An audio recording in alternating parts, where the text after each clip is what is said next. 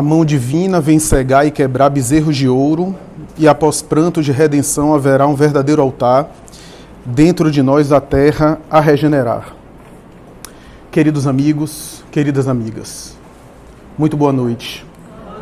Os nossos cumprimentos à nossa Iracema, em nome de quem eu saúdo todos os trabalhadores dessa casa, em cujo momento especial palpita os sentimentos daqueles que colocam o seu suor e lágrimas e oferecem não apenas os recursos materiais que dispõem, mas sobretudo a abdicação, a renúncia, a dedicação, os esforços de ceder, de conceder, do devotamento e de sacrificar as melhores horas, o tempo mental, as forças e energias. E não tenho dúvida que num dia como esse, a sensibilidade fica mais aflorada, os sentimentos vêm à acústica da alma, porquanto, num momento como esse, as memórias das lutas, dos dias difíceis, dos desafios pessoais, assomam à nossa mente. Em uma obra que dedicamos mais de uma década de esforços ingentes, é natural pensar que...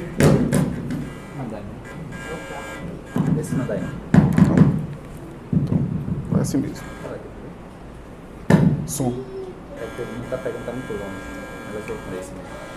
É natural pensar que esforços ingentes que envolvem os trabalhadores e aqueles que estão à frente passa a sensibilizá-los de maneira especial quando há uma data comemorativa como essa.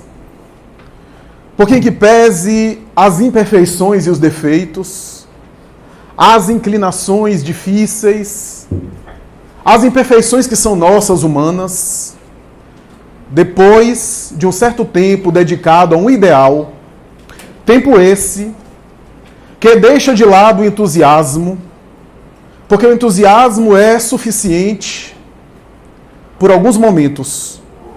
Pode nos manter acionando qualquer tipo de ideal por alguns dias e até por alguns anos. Mas um tempo como esse cede a qualquer entusiasmo. E os estáveis, aqueles que carregam o verdadeiro ideal no mundo íntimo, permanecem, em contraposição com aqueles cuja dedicação é apenas superficial, que não tem a profundidade de pagar os esforços e o preço dos sacrifícios da escolha que foi abraçada. Aqueles que estão a casa há alguns anos sabem do que eu estou falando. Porquanto, ainda que as imperfeições cedam lugar às críticas, porque é muito fácil criticar e não arregaçar as mangas e fazer nada. O difícil é materializar uma obra, mesmo que de maneira imperfeita, idealizada pelo plano espiritual. Qualquer instituição que objetiva o bem, qualquer, mesmo com as imperfeições nossas de refletir o espelho da imagem divina, da luz divina que incide sobre todos nós, só se mantém porque há uma dimensão espiritual dessa instituição. E essa casa não é diferente. Ainda que as nossas imperfeições não consigam refletir de maneira cristalina a luz do alto, ainda assim, se existe uma casa que permanece em tantos anos em dedicação e em trabalho, é porque há uma instituição no plano espiritual responsável por essa casa. Um grupo de seres e os verdadeiros diretores do trabalho. E nossa parte é materializar esse ideal no plano físico e tentar chegar perto daquilo que foi idealizado por eles.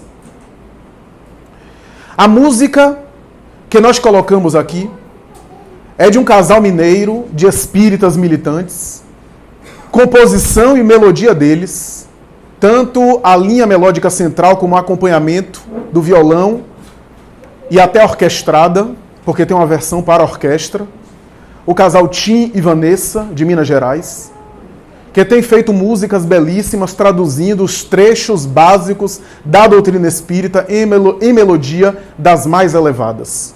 Esse casal, cuja música eu não considero apenas música, mas preces de elevada estatura espiritual. Temos publicado, inclusive, algumas produções deles em nosso canal. Consegue sintetizar o nosso tema de hoje. Aliás, consegue sintetizar o tema que brinda o aniversário dessa abençoada e veneranda instituição. O tema da transição planetária. Tema que envolve verdades e mitos, como é o caso da nossa participação aqui, do nosso subtema, que envolve perspectivas auspiciosas e promessas por-vindouras abençoadas e esquisitices, exageros, superstições e distorções que tem levado as pessoas ao medo, ao pânico, aos conflitos internos e à falta de compreensão em razão da nossa ignorância, primeiro, do conhecimento luminífero da doutrina espírita e depois de bases sólidas de bom senso e de razão.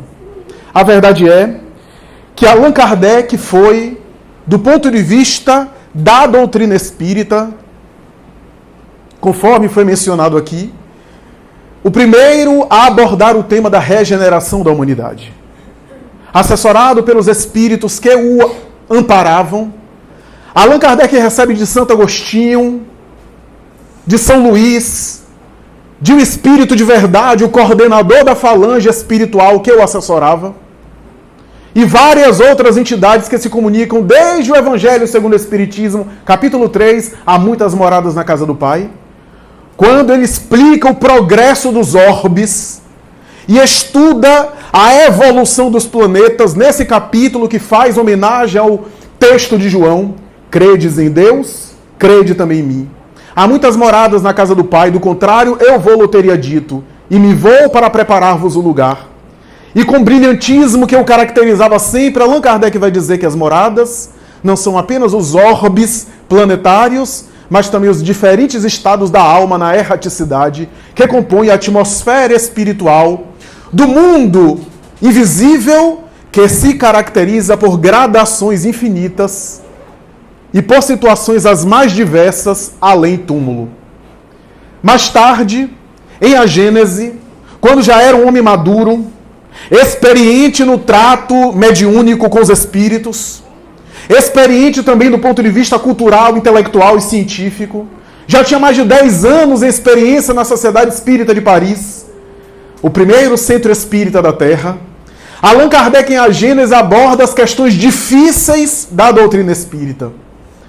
Aquelas passagens do Evangelho mais difíceis, controvertidas, que serviram para muita polêmica, aquelas que dizem respeito aos milagres, às predições, às profecias, que a princípio na moral espírita não nos interessa. Ele deixou isso claro no Livro dos Médiuns, quando fala que a faculdade mediúnica tem objetivos morais relevantes e não de profetismo, principalmente o profetismo sensacionalista. Em O Evangelho segundo o Espiritismo, ele diz claramente na introdução que o objetivo era examinar os ensinos de Jesus, limitando-se ao ensino moral, que é o mais importante.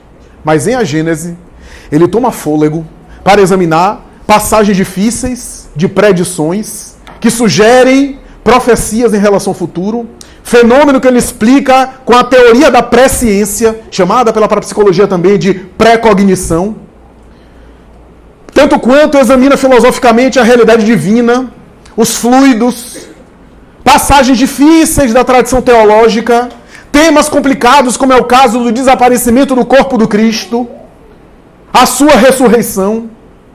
E no final dessa obra magnânima, no capítulo chamado Sinais dos Tempos, ele deixa claro que da mesma forma que a criatura passa por períodos específicos de desafio, o planeta também, em termos coletivos, os planetas também passam por ciclos, por períodos específicos.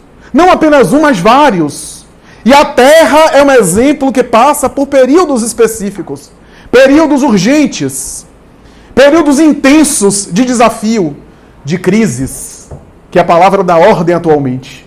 não apenas crise financeira, porque a crise financeira que a gente está vendo aí é apenas consequência de outra crise mais profunda. A crise de 2008 no norte da América, que abalou a Bolsa de Valores e tremeu o Wall Street no mercado de capitais, é apenas reflexo das nossas crises morais.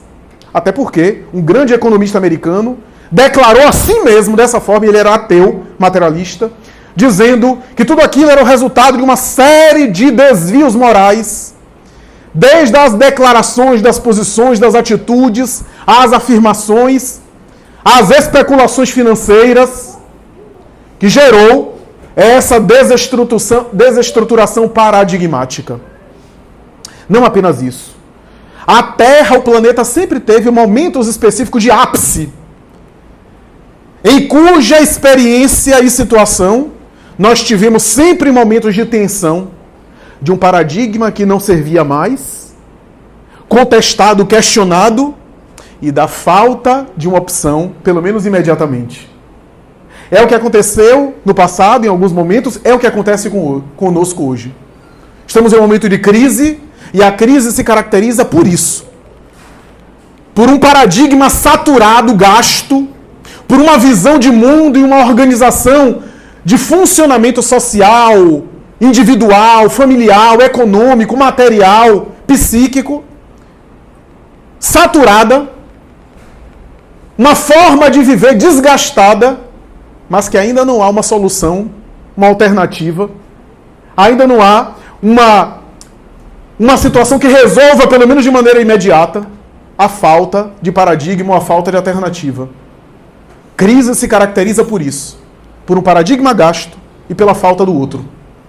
E é isso que nós estamos vivendo atualmente. E é isso que viveu a Terra em momentos especiais. Jesus, quando esteve conosco, a Terra estava passando por um período desse.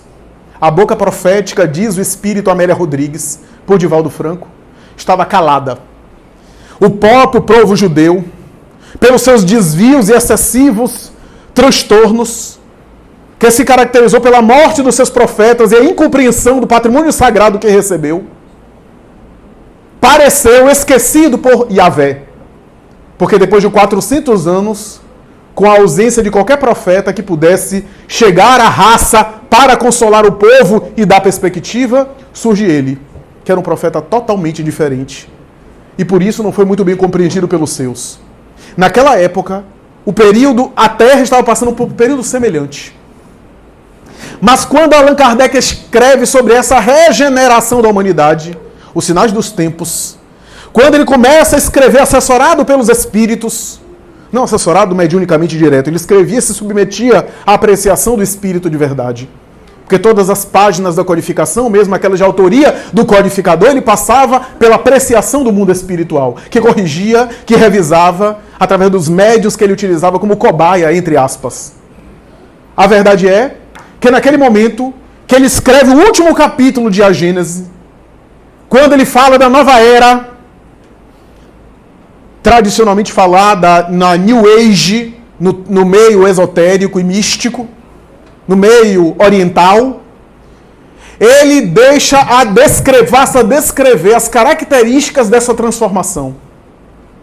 Deixa claro que essa transformação já estava acontecendo antes mesmo da chegada do Espiritismo.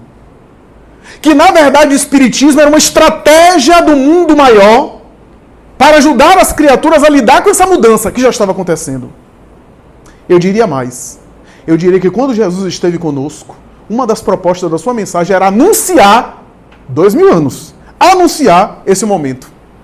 Quando Jesus esteve conosco, ele estava anunciando, vai haver uma mudança de paradigma. Porque para o espírito daquela envergadura, 2000 anos não são nada. Está muito perto.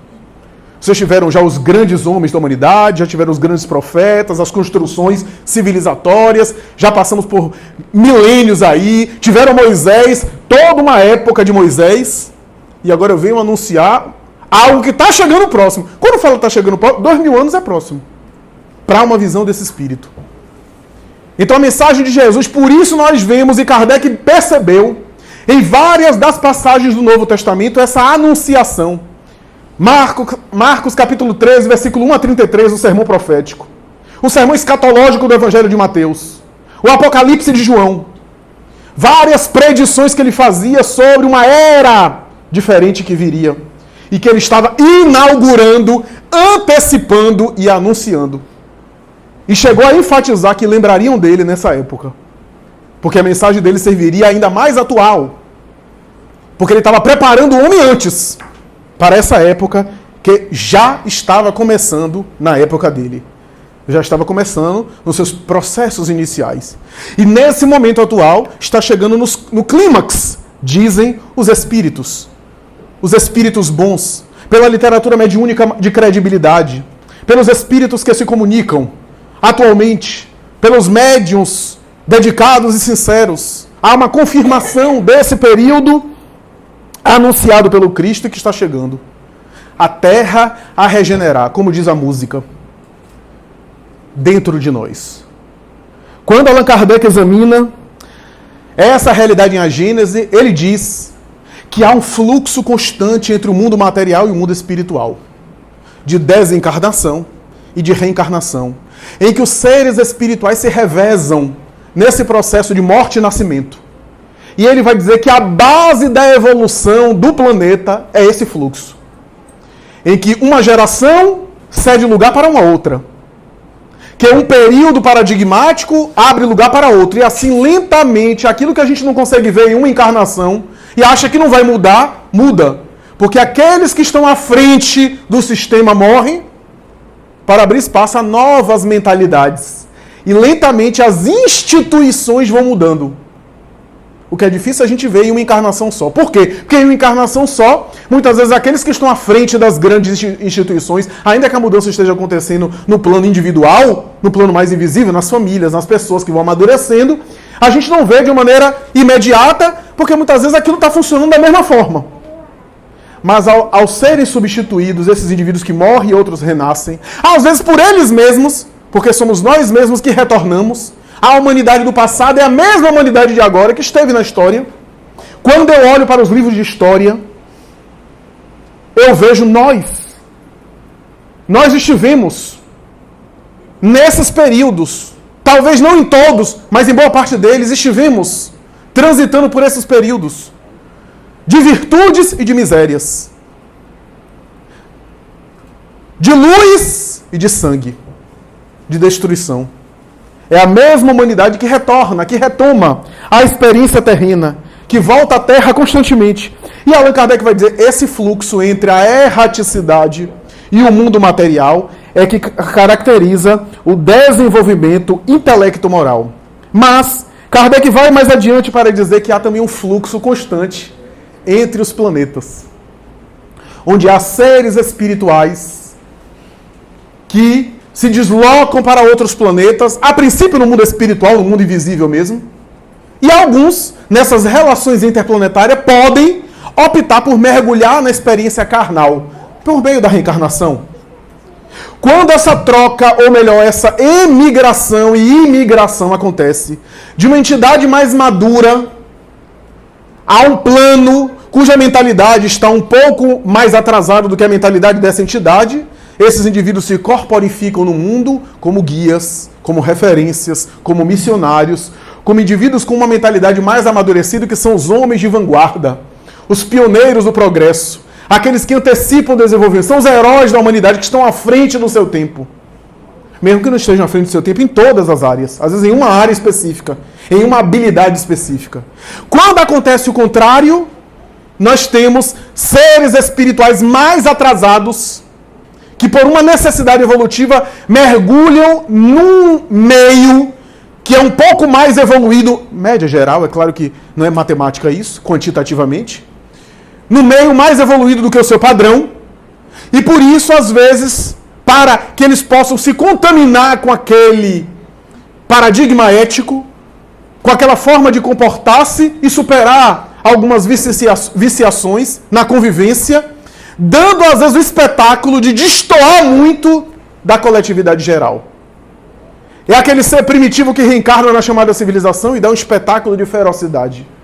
A gente tem visto isso no planeta. Crimes hediondos, com requintes de crueldade sem nenhum remorso, que às vezes beira a espetáculos bestiais de selvageria. São espíritos primários.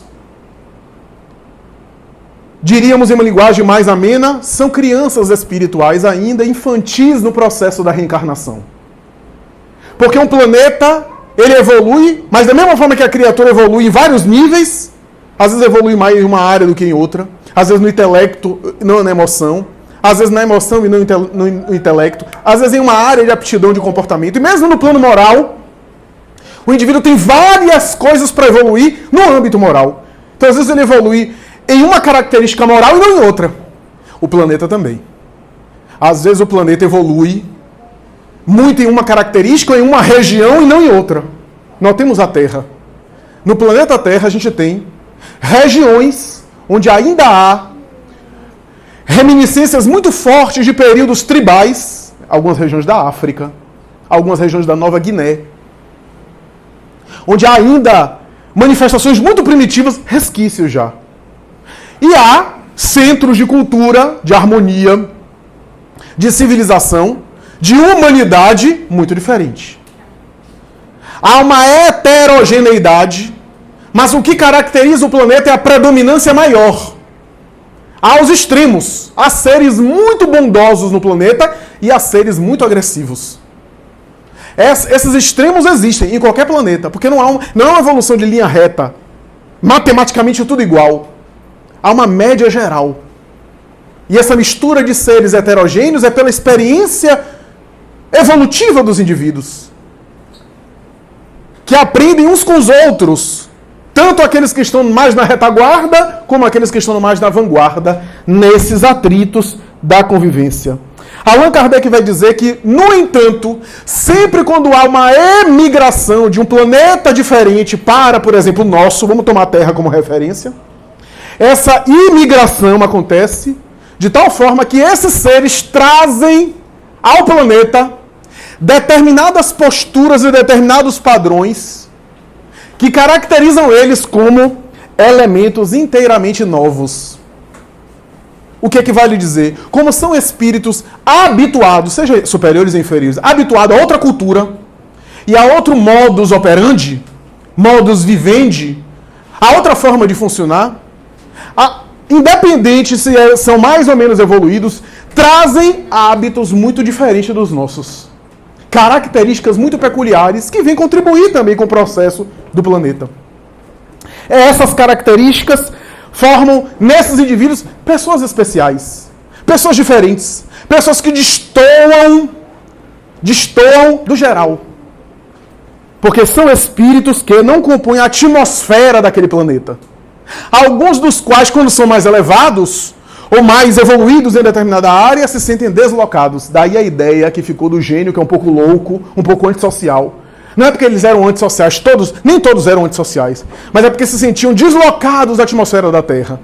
Se sentiam em uma grande solidão, porque não era o habitat natural deles.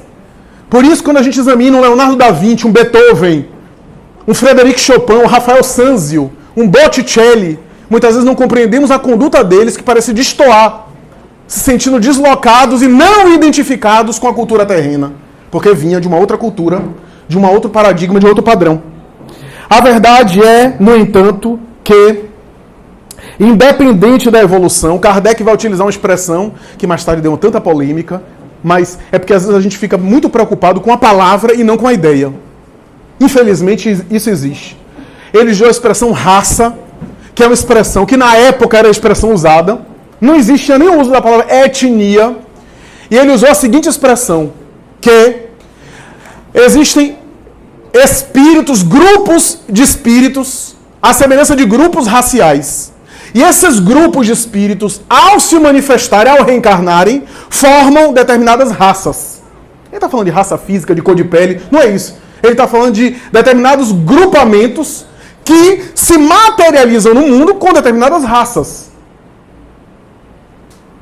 Se a gente for examinar, por exemplo, não estou falando nem de cor de pele, estou falando, se a gente for examinar a cultura chinesa, é diferente da cultura romana. O grupo de espíritos. Os maias, os astecas e os incas têm características muito peculiares.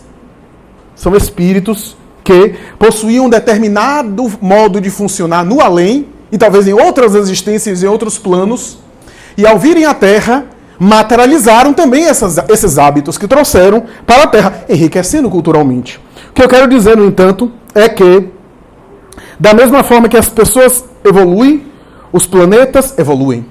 Evoluem física, materialmente, tudo evolui. A matéria de hoje não é a matéria de milênios atrás. Os corpos orgânicos não são os mesmos. Os nossos corpos estão se modificando aos poucos, imperceptivelmente. Os nossos hábitos estão mudando. Veja a alimentação que agora está na moda. A alimentação de hoje é a mesma alimentação de há 100 anos, de há 200 anos. A forma de se comportar, de se vestir. Quem acha que tudo está piorando, compare o homem do século XXI com o homem do século XV. Com o homem da Idade Média. E veja se está piorando mesmo. É uma visão estreita que nós temos. Mas da mesma forma que evolui fisicamente, evolui também espiritualmente, moralmente. Allan Kardec vai dizer que os flagelos materiais, a destruição da natureza, os fenômenos destrutivos que são de transformação natural, faz parte dessa mudança que muda tudo. Da forma de viver ao clima, o clima muda.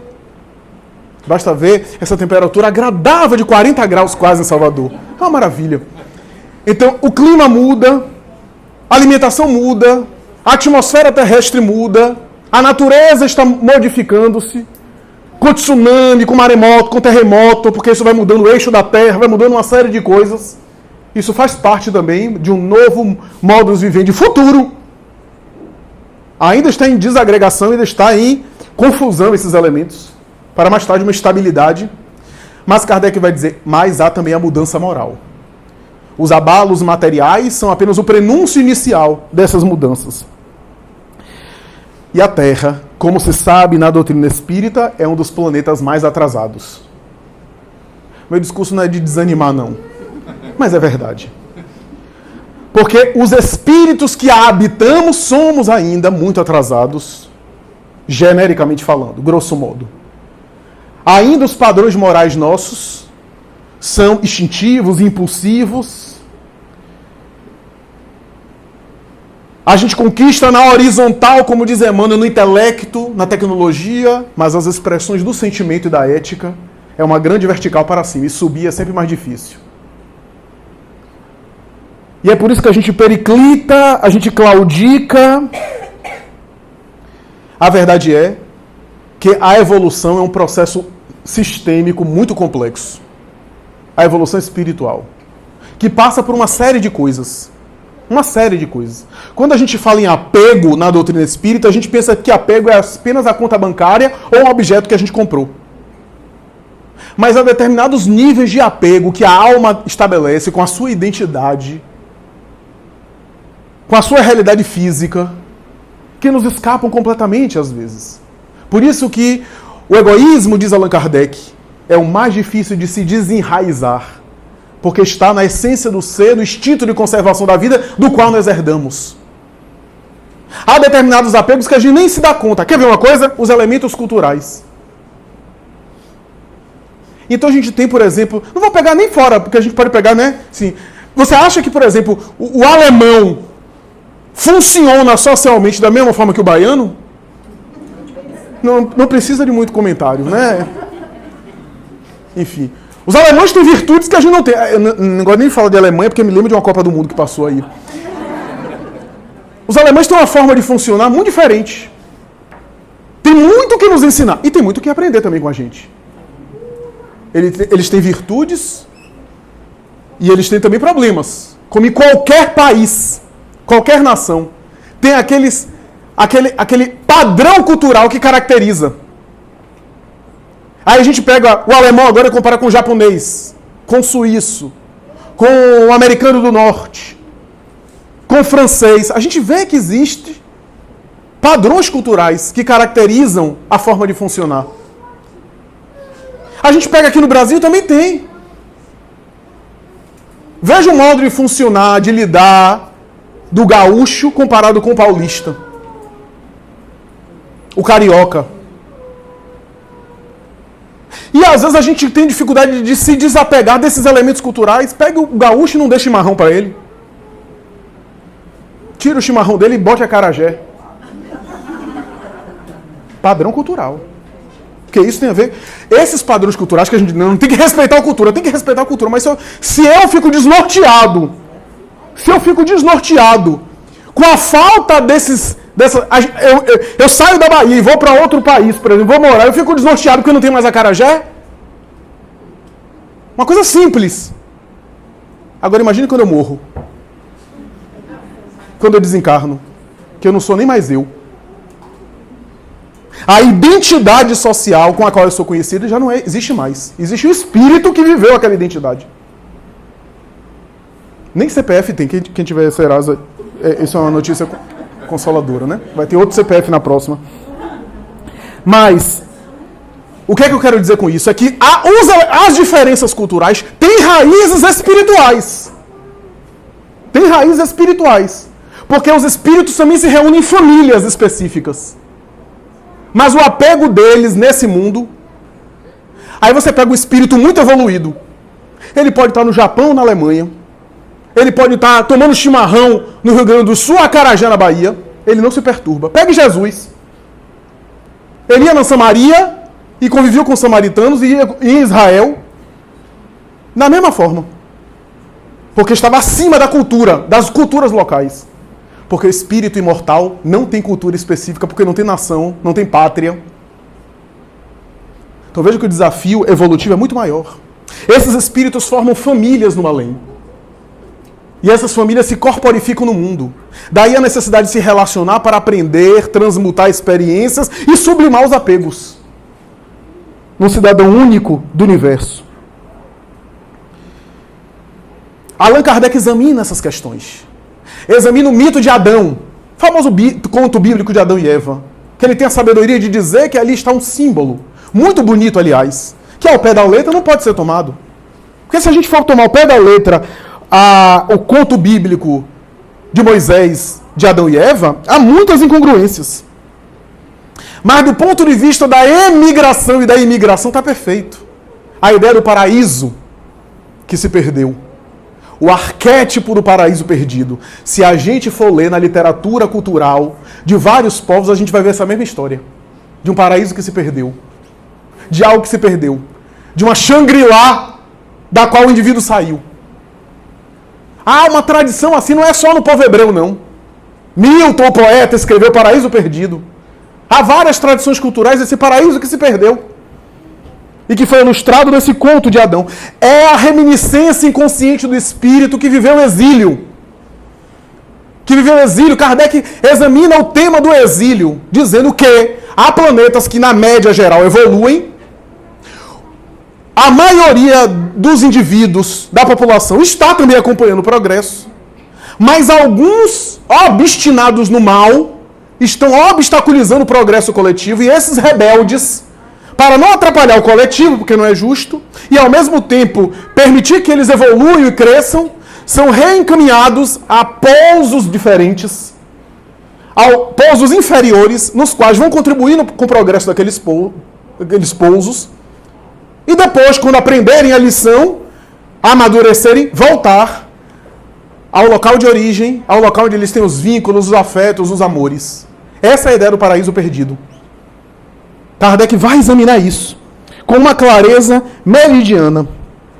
Esse arquétipo do paraíso perdido, dos anjos decaídos, como ele coloca, né? A tradição de Lúcifer. O anjo que se voltou contra Deus foi castigado e desceu aos infernos, foi encaminhado aos infernos. Que não é uma tradição literalmente voltada na Bíblia, né? É, na verdade, uma construção mais tarde medieval dessa ideia de um anjo mau, o anjo que desobedeceu a Deus, né? E foi castigado. Né? Não é algo expresso no texto bíblico, mas é uma construção que é simbólico. Lúcifer. Expressão, na verdade, que significa aquele que carrega a luz. Olha que nome bonito, botar o nome do filho Lúcifer. Aquele que carrega a luz. Cifer, carrega. Lux, luz. Né? Lúcifer, o iluminado. Olha que maravilha. A gente aqui colocou, estigmatizou o nome.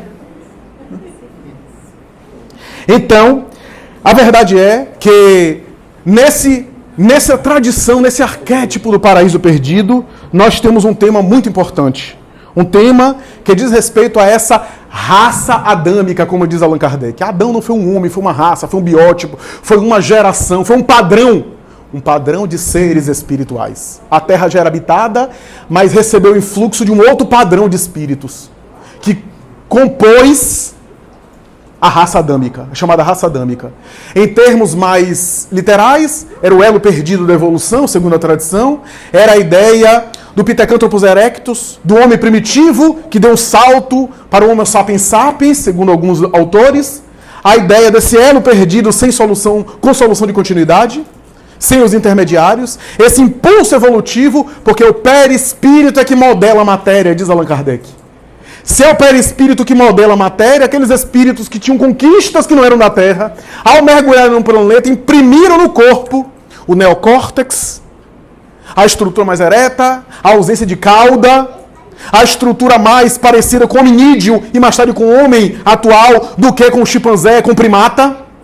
E houve então uma ramificação do homem primitivo, do hominídeo, do primata, que continuou também se reproduzindo, agora com um biótipo genético diferente, o qual começou a receber espíritos mais amadurecidos, naqueles corpos mais desenvolvidos, cujos dedos não estavam mais pregados, cuja sofisticação verbal permitia, graças ao cérebro, uma linguagem mais articulada, e aí os espíritos começaram a reencarnar para usar esse potencial cerebral, potencial que a gente não usa totalmente, mas que está aí à nossa disposição.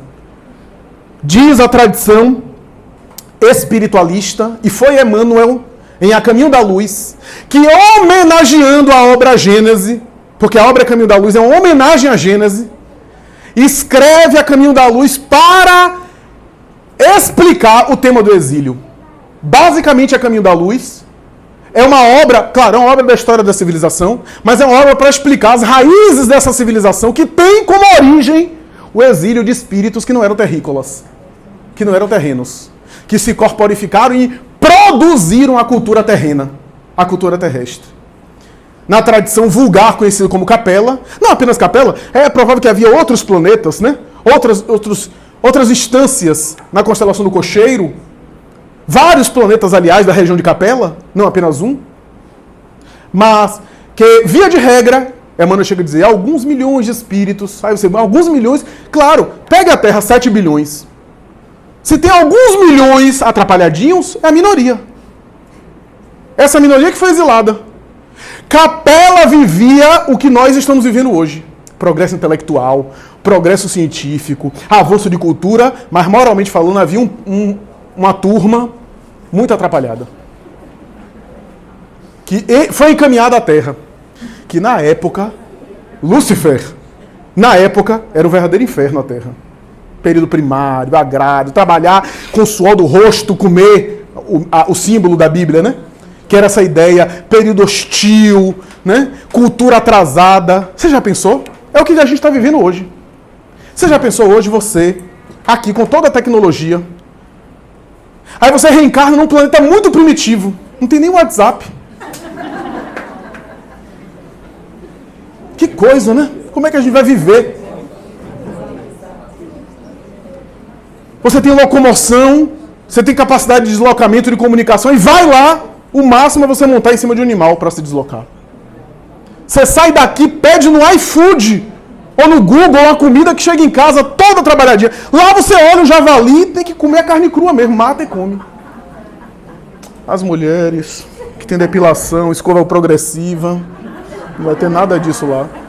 Lá o acasalamento é pelos cabelos mesmo, é um negócio mais primário. Já pensou a angústia de um espírito exilado? Passar por um processo desse? Acostumado a isso, a tecnologia, etc. Via terra. O que você faria? Primeiro você ia querer colocar carne um pouco mais bem passada. Não comer carne com tanto sangue crua. Já é um começo. Só que aí, para você fazer isso, você vai ter que ensinar. Aí você vai ensinando aqueles que estão ali que só comem carne crua. Começar a ensinar o povo para ter McDonald's. Que não tem. Ou seja, o que é que eu estou falando? É que esses espíritos vindo aqui à Terra trouxeram essa bagagem E para a terra, até moralmente, eles eram melhores. Porque aqui para nós como estamos aqui, se a gente está no mal, etc., aqui na Terra, e a gente vai para um planeta desse inferior, para o padrão desse planeta inferior, nós somos evoluídos. Intelectualmente e moralmente. Porque lá o negócio é mais carnificina. O negócio é mais sério. Então até no âmbito moral a gente é melhor. A gente é guia lá. Eles se corporificaram aqui na Terra. Sabe na pessoa de quem? De um Sócrates, de um Platão, de um Tales de Mileto, de um Pitágoras. Desses grandes homens que até hoje a inteligência deles nos fascina, a gente não consegue acompanhar. Até hoje nos admira, construindo as grandes civilizações do passado. E quando muitos deles repararam e superaram os débitos para voltar, a gente olha o Egito de hoje. Cadê o Egito das pirâmides da época? Do Partenon, dos cálculos matemáticos na pirâmide, que media... Tem pirâmide que tem o cálculo matemático da circunferência da Terra exata. Como é que eles sabiam? O tamanho da Terra, os hemisférios, o meridiano de Greenwich, noções exatas de geografia naquela época, cálculos matemáticos sofisticados, técnica de mumificação de cadáver, preservação do corpo, arquitetura maravilhosa. Cadê o Egito daquela época? Quando a gente olha o Egito de hoje, com seus desafios e suas misérias econômicas, seus problemas convencionais do cotidiano, como o Brasil também.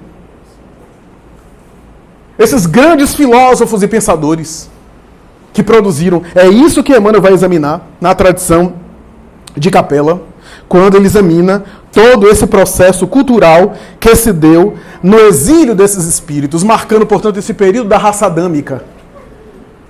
Esse período, mais ou menos aí 10 mil anos antes de Cristo até agora. Né? Mais ou menos o período do Neandertal, do Homo sapiens sapiens, né? Desse homem que construiu a chamada civilização. A verdade é que Emmanuel diz mais.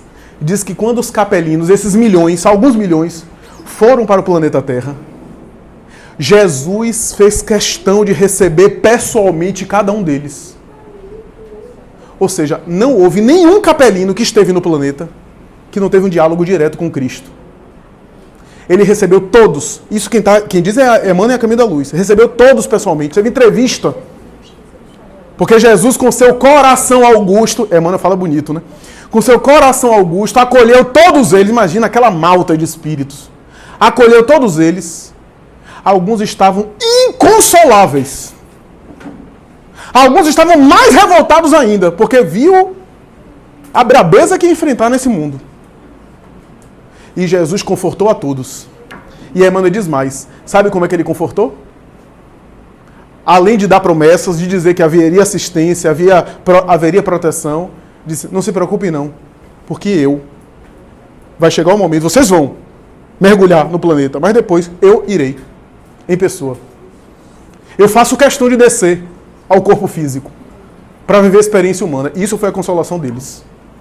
E Emmanuel vai dizer, é por essa razão que em todas as tradições culturais antigas havia sempre a intuição da chegada de alguém. Não foi apenas previsto pelos profetas de Israel. Em todos os livros da tradição religiosa do Oriente e do Ocidente, havia a ideia de alguém chegar especial. De alguém que dividiria as épocas. De um facho de luz que seria um herói. Um redentor. Havia essa esperança. A ponto de Emmanuel dizer que nos próprios diálogos, no Bhagavad Gita, o livro sagrado da Índia, era a reminiscência dos diálogos que esses capelinos tiveram com Cristo.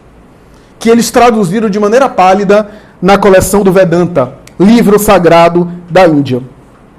A verdade é que, mais tarde, esses seres, diz Emmanuel, se corporificaram no mundo nas 4 raças padrões que formaram a cultura terrena. Os egípcios, o chamado arianos, a família indo-europeia, o grupo árias, os hindus e os hebreus.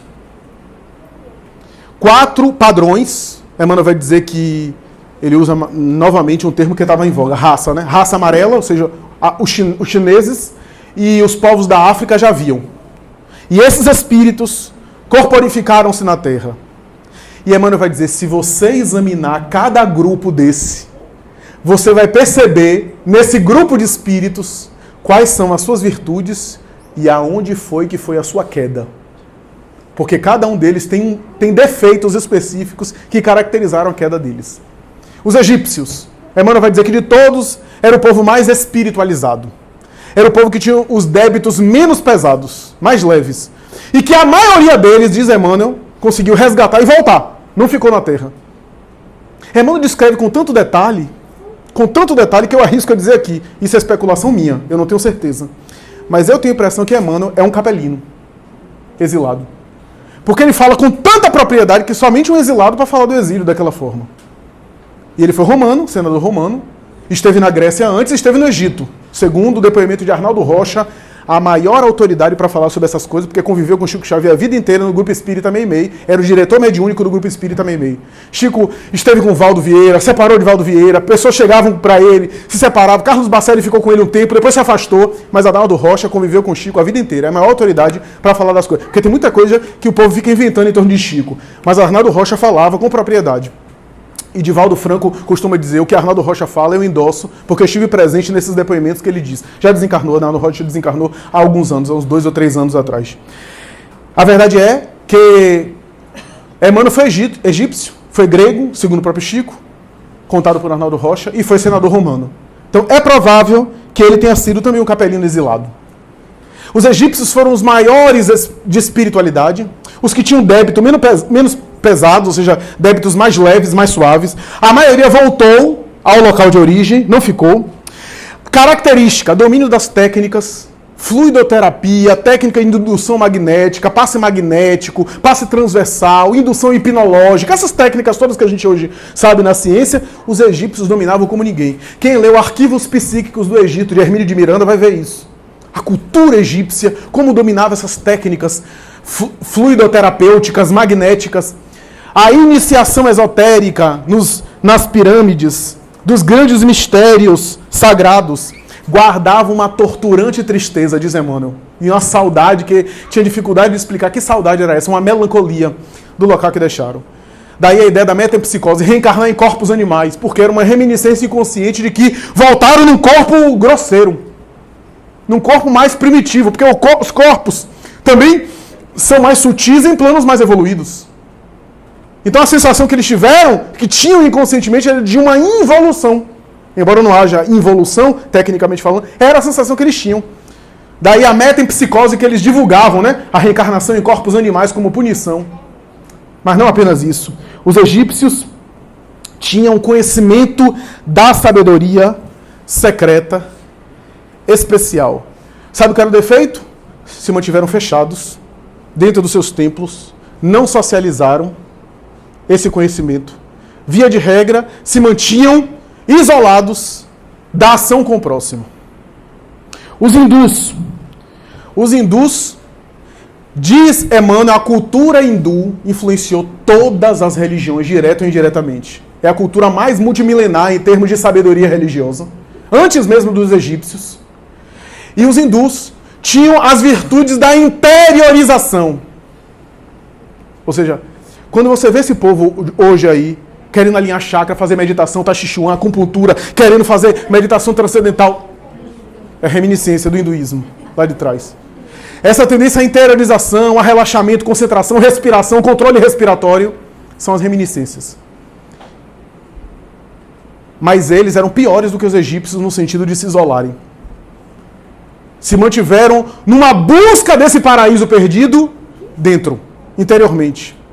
Negligenciando, inclusive, aspectos materiais importantes. A Índia de hoje ainda tem reminiscências dessa cultura do passado. A gente vê, por exemplo, uma tendência à resignação no sentido da reencarnação fatalista. Reencarnou assim, era para pagar, porque lá a visão da reencarnação é assim, né? Você reencarnou dessa forma para pagar, é fatalista. E, no entanto, a miséria comendo, né? O respeito pelos animais, pela tradição sagrada, os animais sagrados, né? Carne, por exemplo, de vaca, por exemplo, né? A vaca sagrada da Índia, essa cultura, os macacos, os animais, a convivência. Mas, no entanto, a miséria social, os cadáveres que são jogados no rio Ganges, né? A promiscuidade, a falta de higiene, porque negligenciaram os aspectos exteriores para buscar um paraíso isolado e interior. E é claro, o outro defeito, o sistema de castas. Que Emmanuel tem uma nota bem rápida dizendo, ainda hoje, desencarnado, o espírito de Gandhi, que tanto lutou para quebrar o sistema de castas enquanto encarnado, continua batalhando na atmosfera espiritual da Índia para que esse sistema de castas seja derrubado. A ideia de você nasceu marajá é porque você merece. Nasceu pária é para pagar. E há uma cultura muito forte, muito agressiva em relação a isso. Baseada na teoria da reencarnação de uma forma distorcida. Aí vem os arianos, que formaram praticamente a cultura europeia, a cultura indo-europeia, a família dos árias, que tiveram no passado os celtas, os gregos e os romanos, habitando essa cultura, esses espíritos, que, grosso modo, estou falando genericamente, grosso modo, produziu a chamada, aspas, raça branca. Os arianos tinham uma característica muito especial. Eles não quiseram buscar um paraíso religioso. Se eles perderam o paraíso, eles queriam transformar a Terra num paraíso. Só que um paraíso material. Os arianos são os futuros materialistas, hedonistas e sensualistas. Ah, perdi o paraíso, então vou transformar esse mundo em paraíso. Não quero saber de religião, não. São os bons vivants de hoje.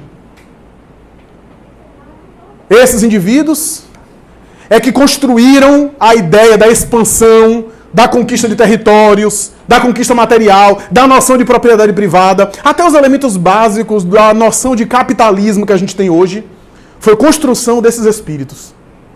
Agora eu vou dar uma coisa curiosa aqui, uma ideia curiosa.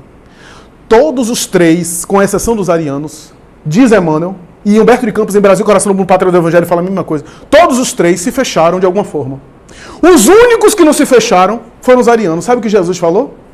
Esse povo é ateu, é materialista, mas a gente vai usar eles para que a doutrina espiritual seja expandida. É tipo assim, não tem ninguém, vai com tu mesmo.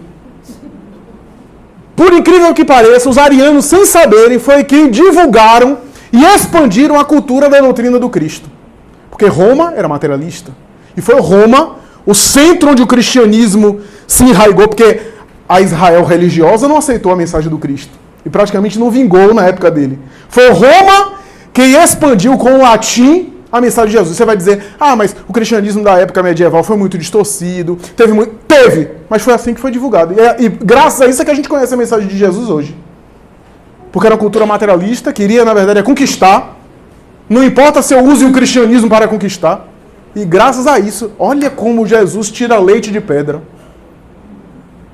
E o último povo, os hebreus. Aí eu já vou começar dizendo, os hebreus eram os espiritualmente mais comprometidos.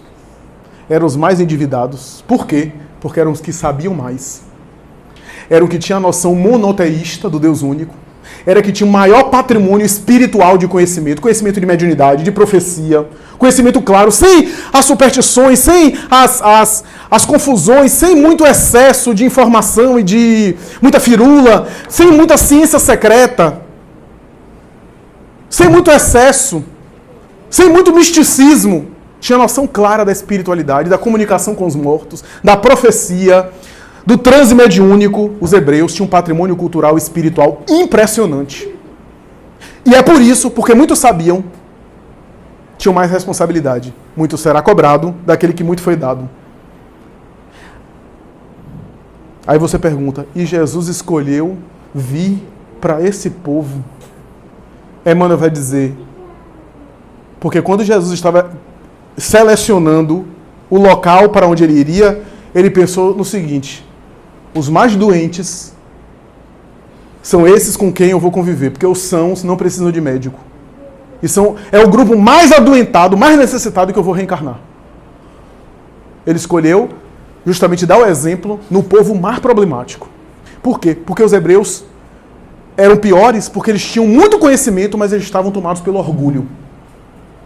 Então nós, o povo de Israel, somos os melhores. Somos os abençoados, em detrimento do resto. Por isso o povo hebreu sofreu tanto, porque tinha um karma, vou usar uma expressão oriental, né? Tinha um débito coletivo, um karma coletivo. Não apenas pela morte do Cristo, mas pela morte dos outros profetas, por menosprezar os patrimônios espirituais. Jesus contou isso na parábola dos trabalhadores da última hora. Os primeiros trabalhadores convidados eram os hebreus.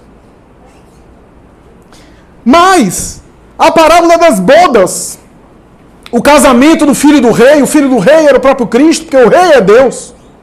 O casamento do filho do rei era o casamento de Jesus com a humanidade. Os primeiros convidados foram os hebreus, que não aceitaram o convite do casamento. A parábola da figueira seca, da figueira estéril, que era uma alusão ao povo hebreu. A figueira que daria fruto temporão, fruto antes do tempo, era a ideia do fruto precoce, que foi amaldiçoada porque não deu fruto na hora certa. Em vários momentos, Jesus faz alusão à grande responsabilidade espiritual do povo hebreu. Porque tinha o maior orgulho. Mas eu estou falando de chimarrão, de acarajé, estou falando da cultura de maneira geral, cultura hebraica, etc. O que eu tenho mais dificuldade de entender, sabe o que é? É que se Emmanuel, em A Caminho da Luz, Leon Denis já falava isso, mas Emmanuel coloca de maneira ainda mais contundente. Se Jesus é o governador espiritual da Terra, se ele é o construtor do planeta, se na origem do planeta ele foi produzindo os elementos básicos da estrutura do planeta, eu posso dizer sem errar que todas as culturas terrestres têm origem nele. Então, o acarajé da Bahia tem origem em Jesus. Você já imaginou isso? É difícil de compreender, porque ele reúne tudo. Ele sintetiza tudo, porque o planeta tem o DNA dele, o perfume dele. Ele está impregnado. E aí que é interessante, o mitólogo norte-americano Joseph Campbell, notável mitólogo, que ele escreveu a vida inteira sobre as tradições culturais que se repetem, né? Que mais tarde ele conversava com Jung, que ele tinha amizade com Jung e com Freud, e foi base, inclusive, para a teoria dos arquétipos. Aliás, tem outra amizade que ele teve que é muito mais conhecida de nós. Ele era muito amigo íntimo de conviver na casa de George Lucas. Star Wars foi produzido graças à influência de Joseph Campbell, por conta do tema que ele mais pesquisou, mais de 40 anos pesquisando, o tema do herói. Star Wars é o tema do herói, da redenção, do herói que vai salvar as estrelas, vai salvar a humanidade. Enfim, ele pesquisou e percebeu que o herói, a ideia do herói está presente. Com diferentes roupagens históricas, mas está presente em todas as culturas. O que ele não percebeu, porque não era espírita, não tinha um conhecimento espírita, o que ele não percebeu é que esse herói é o Cristo. Porque Jesus esteve por detrás dos processos espirituais da Terra. Esse herói que foi intuído em toda a cultura, nas fábulas, nos contos até rupestres, na tradição do folclore, do herói, do salvador. É a intuição psíquica desse homem, desse ser espiritual. Por isso que quando o povo hebreu começou a discutir se ele era ou não era filho de Abraão, ser filho de Abraão na época de Jesus era cumpridor da lei. Ou seja, quem era chamado filho de Abraão é quem cumpria a lei de Moisés, o Pentateuco mosaico. Então ficava discutindo se ele era ou não era filho de Abraão. E ele respondeu, e antes que Abraão fosse, eu já era. Quer dizer, resposta de gente grande. Antes que Abraão fosse, eu já era. Devia ser um escândalo ele falar isso. Mas ele estava dizendo que ele antecedia Abraão, que ele vinha antes de Abraão, que ele é um patriarca acima de Abraão. A cultura hebraica é toda patriarcal, né? E ancião, os mais velhos são mais respeitados. Abraão era o mais velho, né, considerado da cultura. Ele estava dizendo que estava antes de Abraão, espiritualmente falando. Ou seja, eu espiritualmente sou mais velho que Abraão.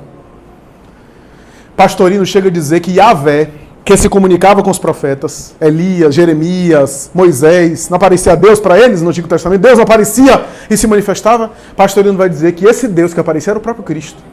Que possivelmente foi Cristo quem ditou a Moisés os 10 mandamentos. Porque ele estava por detrás desses processos.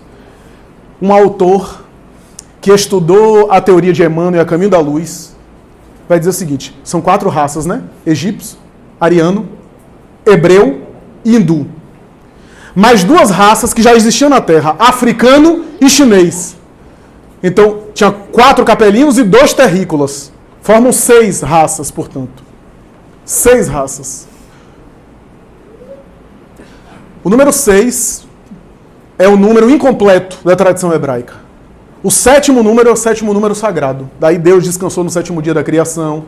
Daí havia toda aquela cultura da cabala do 7º dia. Perdoar 7 vezes, mais 70 vezes 7 vezes. Havia sempre... O número 7 era o número completo, o número sagrado. 6 raças. 4 de capela e 2 que existiam na terra. Há um autor que diz que a 7ª raça é Jesus. Porque são 6 biótipos de homem. E o 7º homem é o homem do futuro, representado por Jesus. É como se Jesus fosse um novo Adão. Um Adão aperfeiçoado. Um Adão diferente.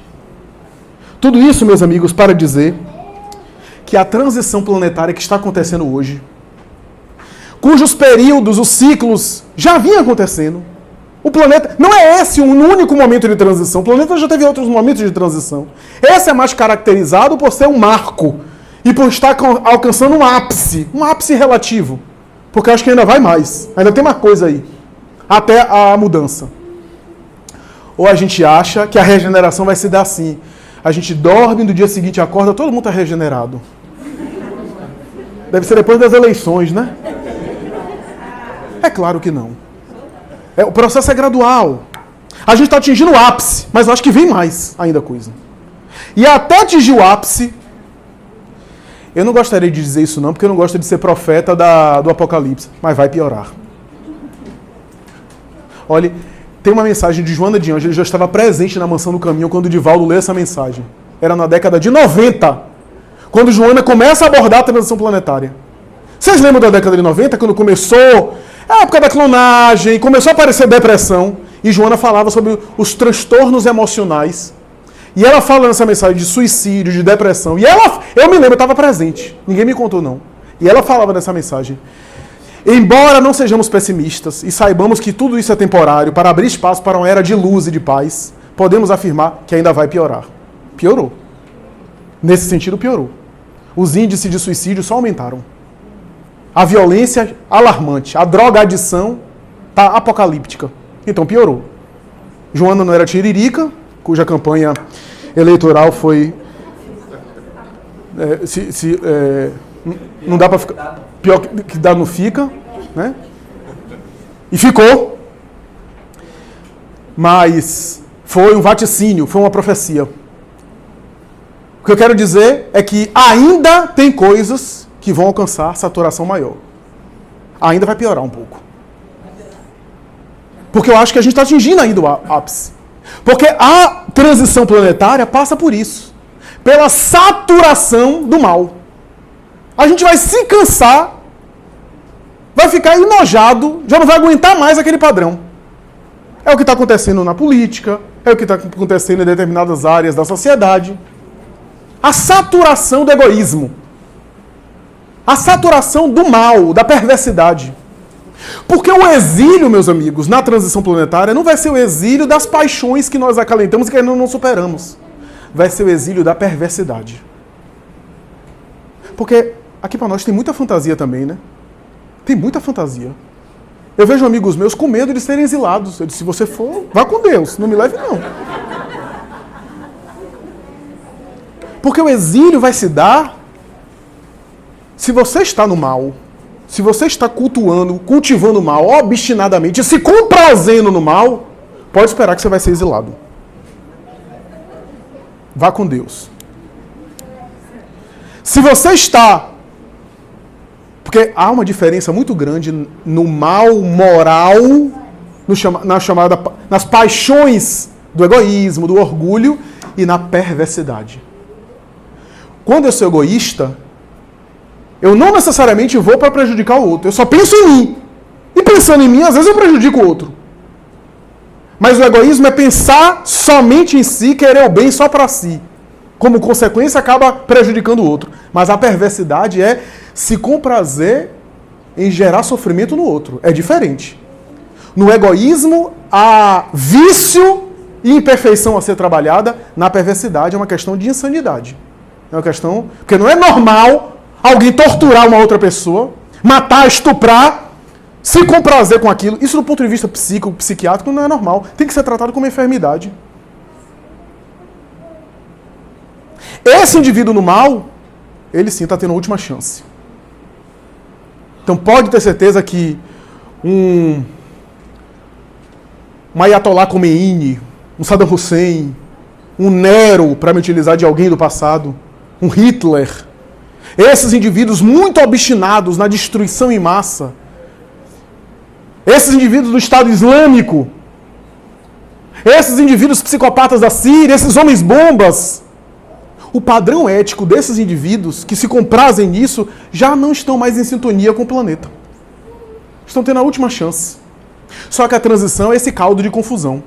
Já notaram como a transição é paradoxal? Como estamos vivendo num momento de contradição? Nunca houve tanta gente falando no bem, no respeito ao ambiente, na boa alimentação, no respeito à ecologia, ecossistema, né, nos bons atos. E nunca houve tanta violência, tanto suicídio, tanto droga. É essa contradição. Essa contradição faz parte da transição. Esses elementos que entram em choque. Essas confusões culturais. Né? Essas confusões que confundem até a nós. Se a gente se deixar consumir, daqui a pouco a gente acha que a humanidade não tem jeito. Eu vou dizer logo, não fique preocupado com Kim e com Trump. Não fique. Porque esses são administradores materiais. Existe um administrador espiritual do planeta. E quando ele esteve na Terra, ele teve tanta humildade que ele podia dizer a Pilatos assim: você é governador da Judéia? Meu amigo, eu sou governador do planeta. Eu tenho uma caneta espiritual. Mas ele foi tão humilde que ele limitou o poder dele se submetendo. A ponto de nem requerer ser salvo. Aliás, ele podia se salvar. Mas foi uma opção. Ele não foi obrigado. Ele optou, ele escolheu para dar o exemplo. Esse indivíduo está por detrás disso. Ainda que o coreano destrua o planeta, como ele está ameaçando aí, dizendo que vai destruir o planeta, né? Você não vai se esfarelar, só o corpo. O espírito não. E vai poder reencarnar em outro planeta. O espírito não se esfarela. Mas já teve momentos piores. Eu vou contar uma coisa aqui. Na época da Guerra Fria, um momento muito mais tenebroso, porque a tensão era muito maior da Guerra Fria, a situação ficou tão tensa, isso foi depoimento de Chico Xavier, que Jesus chamou alguns embaixadores dele na Terra e fez uma reunião. Conclusão, a estratégia: induzir os administradores do mundo na corrida pela Lua, que era uma forma de desviar aquela atenção para buscar uma competição para ver quem chegava na Lua primeiro. E foi uma grande estratégia do mundo espiritual, mas Jesus estava por detrás. Somos nós é que não percebemos. O nosso olhar não percebe isso. Não percebe quando é a nossa parte, a nossa decisão, porque tem situações que é a nossa escolha. A gente tem que tomar uma decisão. Mas tem situações que a gente tem que ver o que é que Deus quer. E a gente tem, às vezes, uma miopia nesse sentido. Então, o exílio de transição planetária acontecerá da perversidade. O indivíduo que está obstinado no mal, na crueldade, na destruição de vidas, esse indivíduo vai voltar num planeta inferior. É um indivíduo que tem noção de tecnologia, que tem... A gente vê os vídeos do Estado Islâmico que alguns viralizaram por aí, as pessoas com GoPro filmando em 4K assassinato de pessoas. Com todo requinte de crueldade. Esse indivíduo, quando reencarnar num planeta muito inferior, como foi o caso de Capela, vai ser guru nesse planeta, vai ser guia. Vai sentir falta do WhatsApp, porque lá não vai ter. Mas vai trazer o conhecimento da tecnologia e vai ensinar com seu intelecto. Por isso que a gente está vendo o planeta hoje está num processo nesse paradoxo. Há coisas no planeta que são celestiais e há coisas que são bestiais. Essa dicotomia. No momento de transição agora, há espaço para tudo. Primeiro, por conta das conquistas da liberdade. Porque eu acho que no passado era até bom que a gente tivesse a liberdade limitada com... É que nem a criança, né? Você não vai dar livre-arbítrio de uma criança de 3 anos que você dá a um adulto. Tem limitações. Acho que no passado, na Idade Média, etc. Imagine se o povo daquela época tivesse a liberdade que a gente tem hoje. Hoje a gente tem uma liberdade grande. Não é, muita coisa não é mais proibida. Muita coisa mais não é considerada pecado. A religião não mais proíbe. Você pode fazer o que você quiser. Mas faz parte da transição. Porque o espírito evoluído, ele tem a liberdade de fazer e sabe usar bem. É diferente de ele não poder fazer. Então você tem a chance de escolha. Na internet hoje você pode destruir alguém facilmente. Eu tenho aprendido como é fácil caluniar alguém. É muito fácil. E o que eu acho mais fantástico é assim, eu tô com o Iracema aqui, a gente conversa, eu saio e começo a falar mal dela. Iracema falou isso, e todo mundo acredita. É impressionante. Ninguém nem vai checar, nem vai conferir. Até ela explicar, o mal já foi feito. E aqui para nós a gente vê isso no meio espírita. Recentemente, mais ou menos uns 2 semanas, um espírita mediúnica falou para mim isso. Meu filho, você escolheu isso. Se você tivesse uma tarefa anônima, uma tarefa escondida, ninguém ficava vendo você. Eu estou orando a Deus para encontrar um jeito de ser orador sem aparecer. Porque o que eu sei é falar de espiritismo. Se eu pudesse falar e ninguém ficar sabendo quem sou eu, era maravilha. Porque a minha tarefa é falar e depois correr. E ficar quieto. Meu temperamento no dia a dia é discreto, não é de querer ficar invisibilizado. Mas a tarefa do orador aparece. E impressionante como as pessoas projetam as suas paixões, os seus conflitos. Mas falam cada coisa que eu diz assim, eu não falei isso nem na outra encarnação. Botam palavras em minha boca. Flávio falou, Flávio disse, Flávio fez. Antes eu me sensibilizava muito mais. Hoje eu acho até graça. Porque eu acho que quem acredita nessas coisas é porque é igual. E eu não alimento. E há pessoas que dizem assim, eu vou falar o que é que falar. E às vezes eu entro em algumas casas. Eu entro no Sheila, Evangelho do Sheila, na porta. Vem cá que eu quero lhe falar o que foi que estavam falando de você. Eu estou me preparando para fazer um estudo do Evangelho e a pessoa, eu acho que minha cara não deve ser muito bonita. Porque para as pessoas jogarem assim, achando que a pessoa não tem sensibilidade, não tem emoção. E aí, enxovalham, dizem, etc. Diz, é a opinião da pessoa. E eu não vou mudar com a pessoa, vou continuar tratando ela assim bem. Porque o problema é dela. Se ela quer inventar coisa, o problema é dela.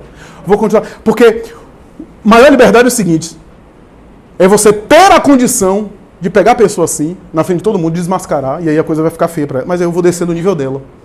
Vou ficar igual a ela. Porque uma coisa é ser atacado e não ter como me defender.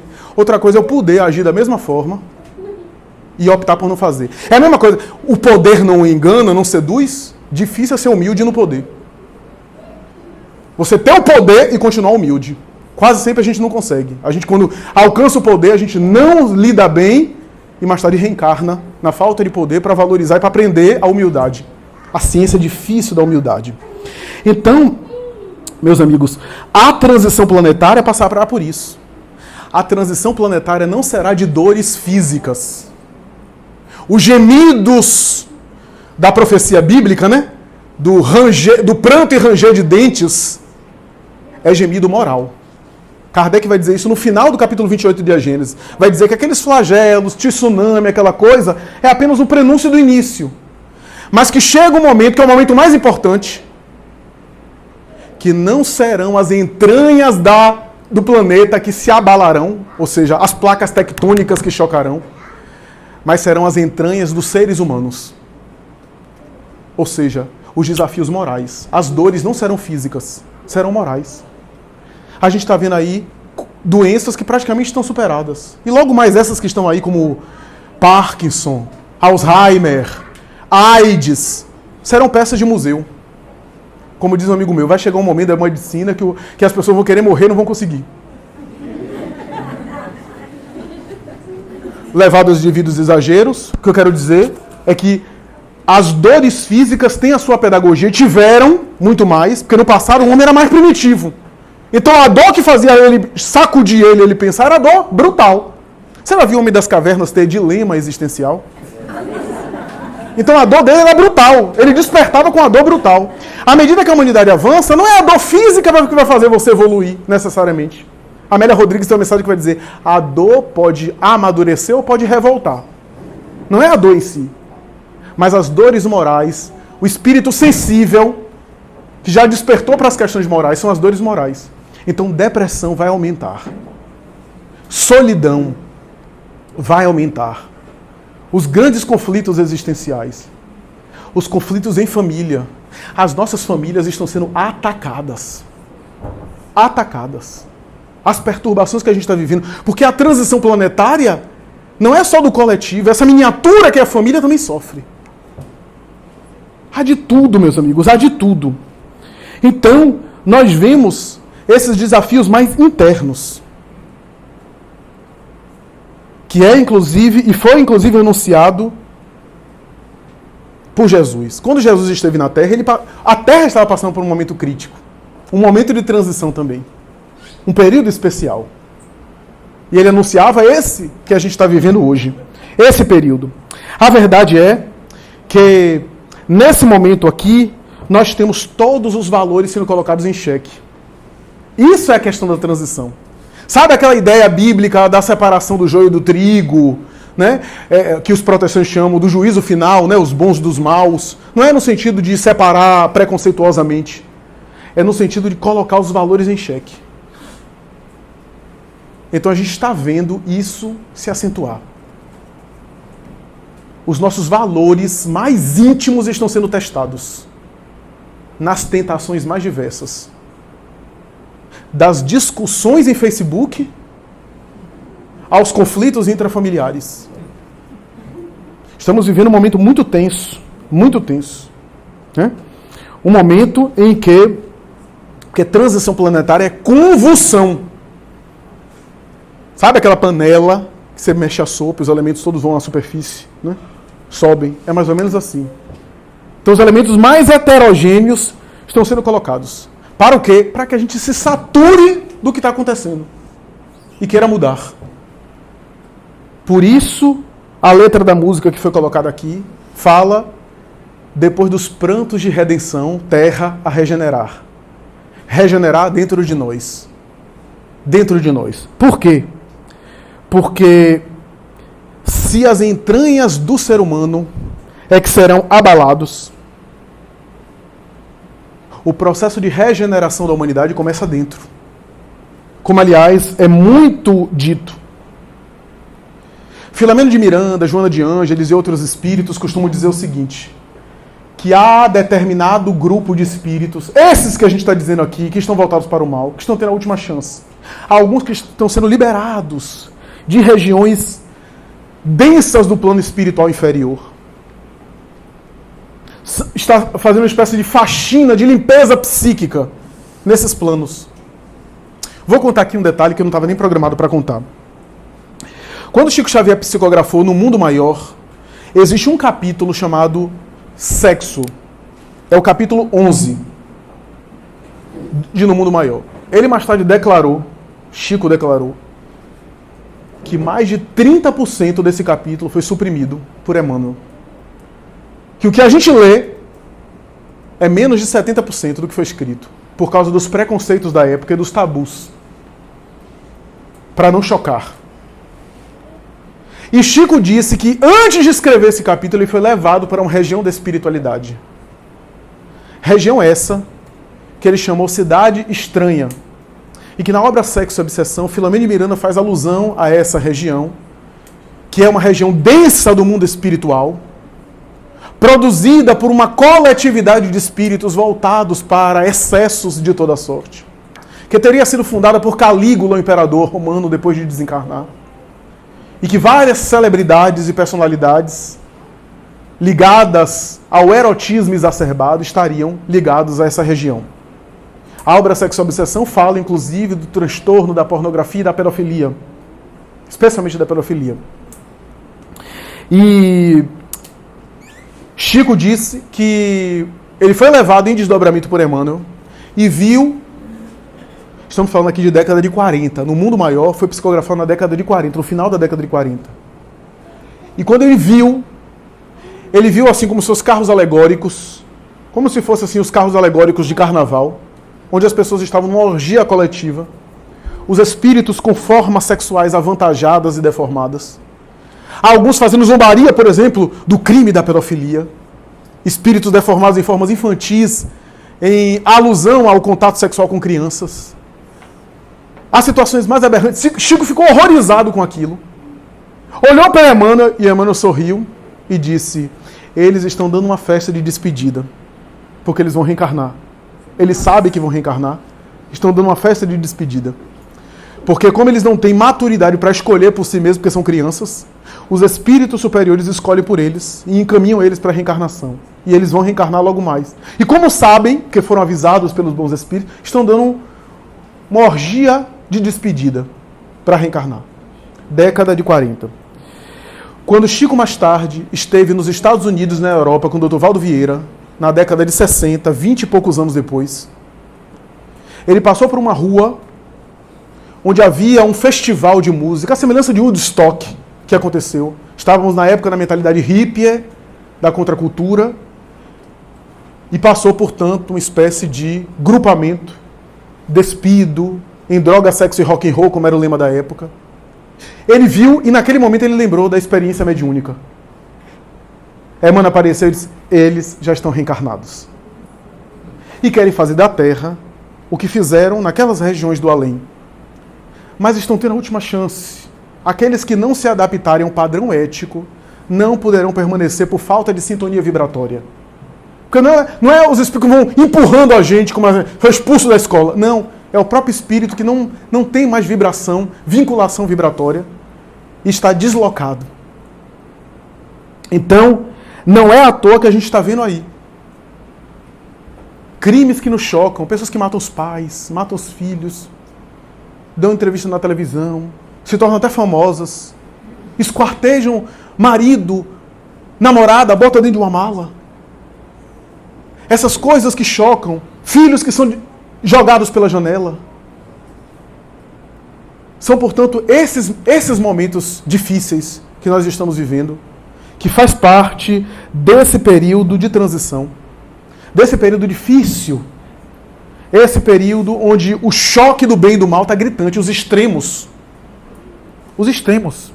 Então, meus amigos, a gente vê, por exemplo, o exacerbado erotismo. A música convencionalmente popular, como tem tomado um teor sexista.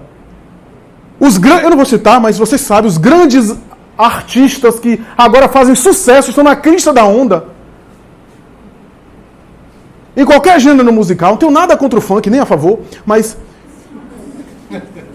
a pegada, a mensagem é de erotização exacerbada, é de coisificação do corpo, é de poliamor. Estou até aprendendo essa coisa agora, poliamor. Que o amor é poli, a gente pode amar todo mundo. É claro, o amor sim. Mas a gente confunde amor com vínculo sexual. O amor é livre, dizia Chico Xavier no Pinga Fogo de 1971. Nós podemos amar a todos. Mas o sexo deve ser conduzido com responsabilidade. E a gente vê erotismo. Outro dia eu estava vendo uma notícia. O rapaz casado teve experiência extraconjugal. E aí ficou nesse conflito. Saía de casa, não saía. Saiu, ficou com a outra. Depois voltou para casa. Porque não ficou bem, sentia falta da número 1. E aí a número 2 queria também. Aí ele ajeitou e botou as duas dentro de casa para morar com as duas. A outra também aceitou e ficou nisso. Aí passou o tempo até que as duas se apaixonaram e botaram ele para fora de casa. Então, tem de tudo hoje.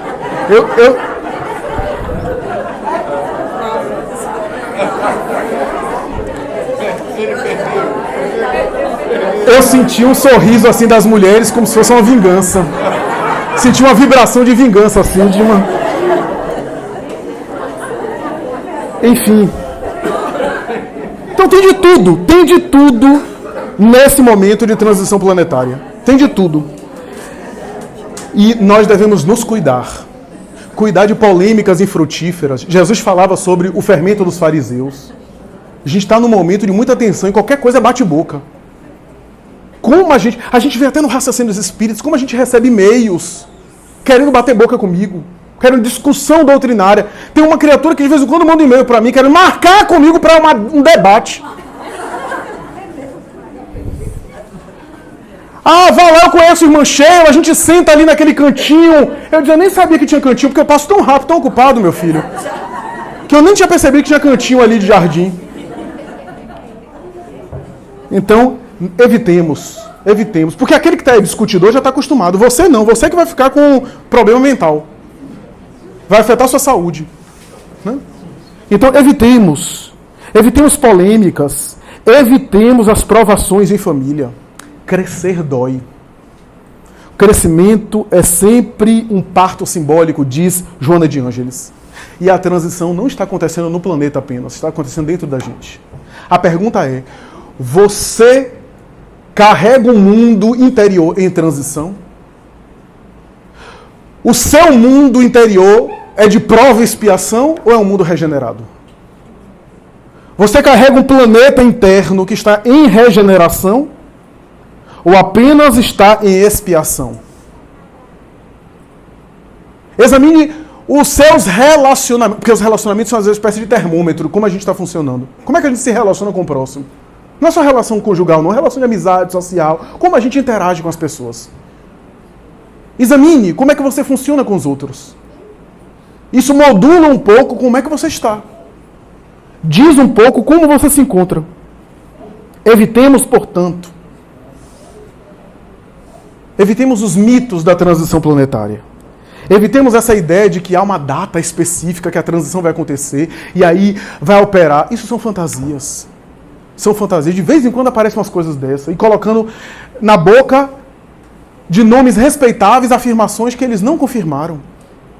Ah, porque há uma data limite que Chico Xavier falou e aí a gente vai procurar, não tem nenhum lugar que Chico Xavier falou. Ah, não, é porque ele falou em segredo e aí pediu o segredo. Oh, se ele pediu em segredo, não era para contar.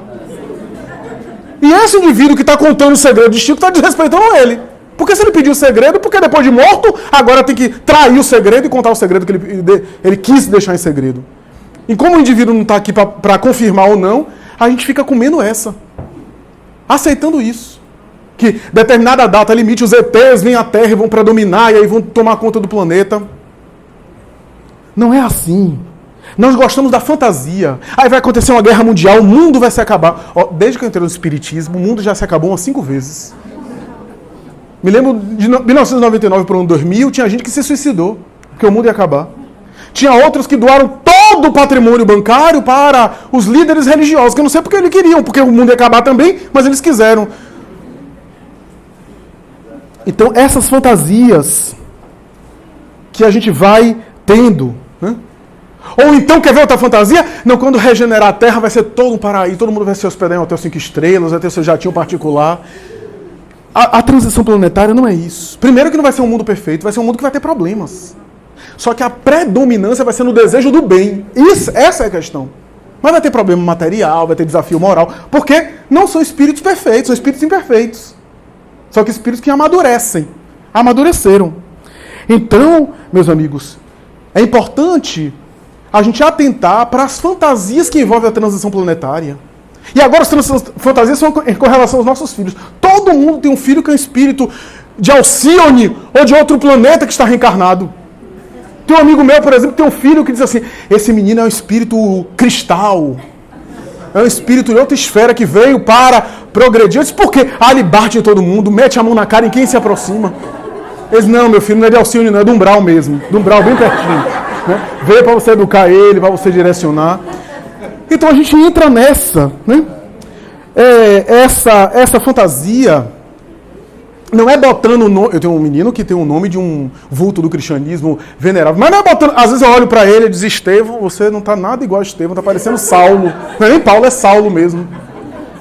Mas o problema é a gente botar o nome e achar que botar o nome de espírito conhecido está resolvido. Ou então é o próprio espírito que reencarnou.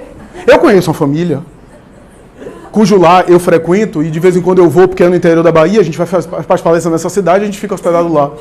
E os 5 filhos, cada um tem o nome de um espírito de vulto conhecido. Então tem Bezerra de Menezes, tem Sheila, tem Joana de Ângeles, tem André Luiz. É interessante porque assim, às vezes a gente vê Allan Kardec dando um soco no Bezerra de Menezes.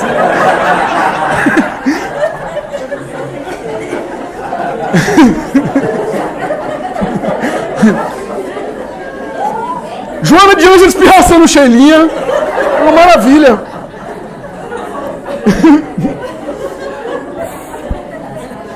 Então,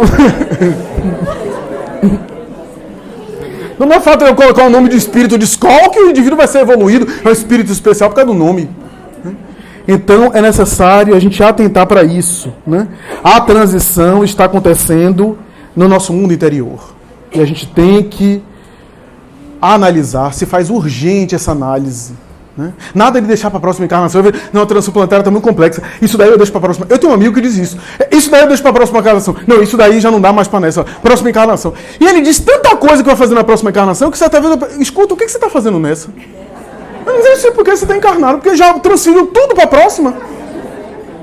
Então, aproveitemos. Sabe por quê? Porque eu estou com esse microfone aqui e eu estou falando aqui, mas não como alguém que já traz um facho de luz para iluminar ninguém. Certa vez eu vi um pastor protestante falando uma coisa belíssima que eu nunca esqueci. Foi um culto ecumênico que eu participei, ele estava presente. Ele disse: meus amigos, eu estou aqui como um mendigo que achou o pão e que quer compartilhar o pão. Eu também me sinto assim, como um mendigo que tem um pão e que está compartilhando o pão. A minha preocupação é não fazer muita coisa errada.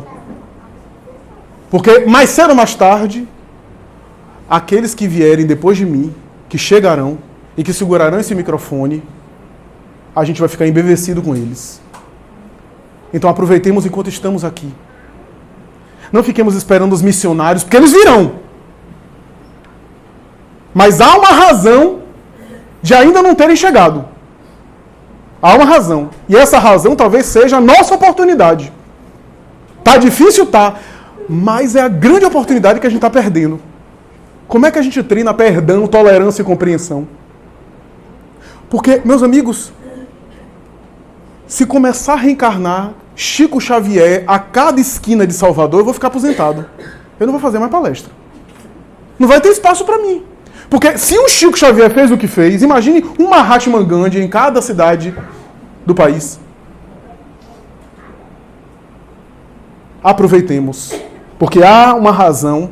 Porque Jesus tem embaixadores. Se ele quisesse enviar em massa um coletivo de espíritos aí superiores para tomar as rédeas do mundo, ele faria. Se ele não fez, há algum sentido. Há alguma razão. E talvez seja a grande oportunidade. Porque mais tarde virão os grandes vates da beleza, da arte, da literatura. Um Vitor Hugo anunciado por Ivone Pereira que voltaria à Terra, preparando-se para voltar. Um Frédéric Chopin. Os artistas do Renascimento italiano. Um São Francisco de Assis, quem sabe. Os grandes heróis do cristianismo que estarão contribuindo nesse período crítico. Aproveitemos. Aproveitemos para semear nossa luz. Para gerar em nosso mundo íntimo a regeneração.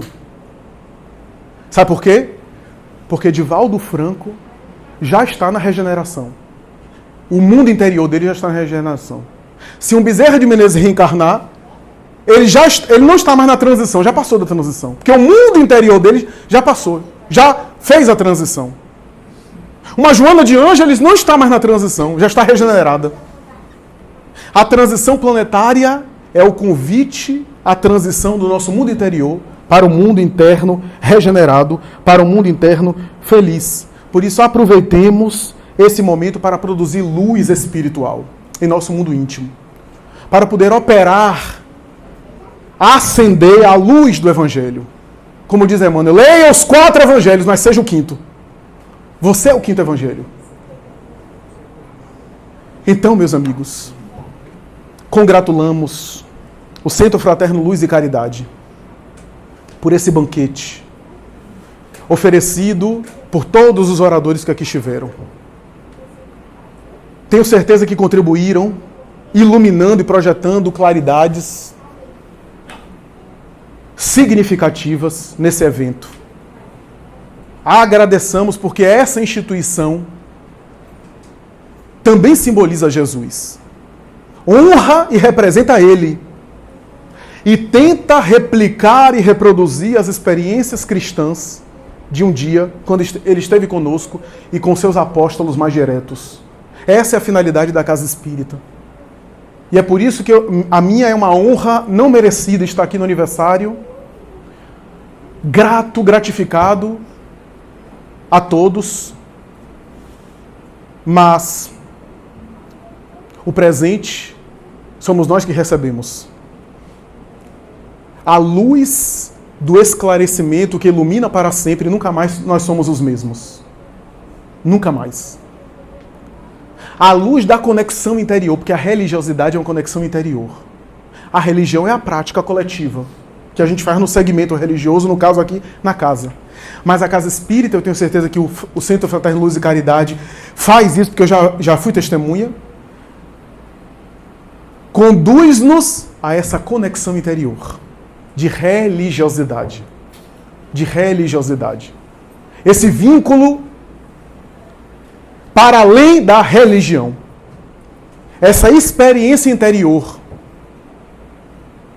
que nos faz sermos tocados, que nos faz despertarmos para as verdades espirituais da vida, que nos faz discernirmos o que é que estamos fazendo aqui nesse mundo, o que é que podemos fazer para melhorar. O fio da vida é muito tênue. A qualquer momento podemos ser chamados. A qualquer momento. Aproveitemos, portanto, meus amigos. Agradeço, portanto, a Iracema, em nome de quem agradeço a todas as pessoas aqui presentes. A minha é, portanto, uma felicidade. Encerro as minhas considerações dizendo que um dia, ele, quando esteve conosco, apresentou aquilo que ele já trazia no nosso mundo interior, no seu mundo interior. O convite dele não era para um evangelho externo. O convite dele era para que, na obra que a gente faz externo, portanto, essa casa é um grande celeiro de luz para isso, para que a gente construa um centro fraterno, luz e caridade dentro. Porque se a gente aproveitar bem, a casa a gente não vai levar para o mundo espiritual quando desencarnar. Chegará o dia que talvez a estrutura não será a mesma. Algumas estruturas desaparecem com o tempo.